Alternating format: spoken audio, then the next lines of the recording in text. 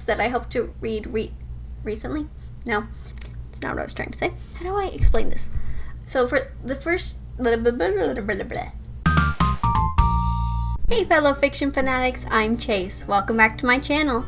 Today I'm going to be telling you how I organize, rate, and tab my books. So I rate my books using a 5-star rating system. 5 stars means it is fantastic. I loved it. I want to add it to my collection. I want anyone and everyone to read this book. I just absolutely love it. 4 stars is a good book. I enjoyed it a lot. It just wasn't a 5-star for me. I just didn't love it like I would a 5-star book. But I did think it was really good and I enjoyed it. 3 stars is the book was just okay. It wasn't great. It wasn't terrible. I didn't love it. It was just a decent book. And then 2 stars means it's bad. If I rate it 2 stars, that means I did not like it and I would not recommend. It just wasn't a good book. And then 1 star means it was absolutely terrible, just trash. I am upset that I read this book and I hate it with a burning passion. I rarely give 1 stars, but it happens on occasion. I do tend to give a lot of 5-star reads because I am pretty picky with what I tend to pick up. Alright, so let's talk about how I tab my books. So I just use the flag post-its. They're just kind of the basic colors of orange,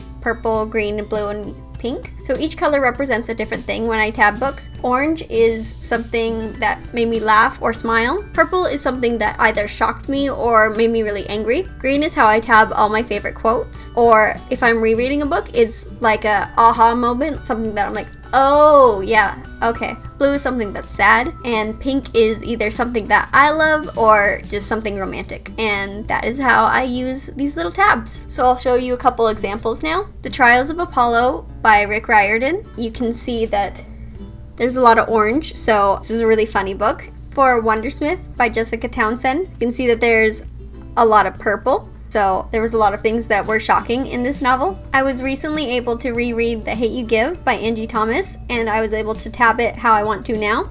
And so there's a lot of different colors as you can see here. And then another example of a book that I read recently and was able to tab up with a lot of different colors is Children of Blood and Bone by Tomi Adeyemi. You can see there's lots of different colors there. So those are just a few examples of some books that I loved and was able to tab recently. Alright, now I'm going to tell you how I organize my books. I feel like a lot of people organize their bookshelves by just how they want them to look, or they do it by genre or author, or rainbow shelves. That's definitely a popular one. But the way I organize my bookshelves, I haven't really seen a ton of people do, but the way I organize my bookshelf is by series and standalones. And I actually organize my bookshelves by the number in a series.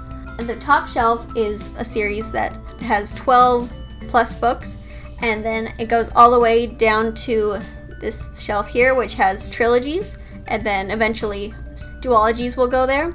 And then I've got my standalone shelf, and over here I've got my graphic novels and manga. It's very small right now, especially considering that the 2 mangas that are there are my husband's and I have not read them. I've actually read all the books that are on this shelf, so that one definitely has room to grow. So my last shelf here is for books that I don't have the completed series for, and then I have my TBR cart over here. So the first shelf is for books that I hope to read relatively soon.